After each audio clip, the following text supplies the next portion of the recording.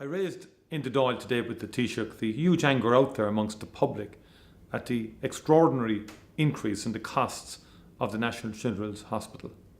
I can recall in 2016 when the Taoiseach himself as Minister for Health said that it would only cost 650 million all in. The government in December signed off on a 1.7 billion contract. That cost could rise again, and that is concerning TDs and people generally. Remarkably, the Minister for Health was told about all of this in August of last year, but he chose not to tell his Minister for Finance or indeed the government until the end of November. That is an extraordinary part of this story.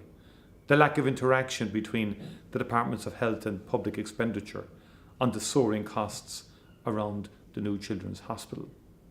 Now there's an inquiry to be held in terms of what gave rise to those costs and how the government got it so wrong in terms of its estimates, and also to make sure and to ascertain the degree to which the taxpayer has been ripped off on this project. We will continue to keep the pressure on in terms of getting real accountability around this story. Lessons have to be learned, but above all, every opportunity has to be taken to make sure that from here onwards, the taxpayer gets value for money.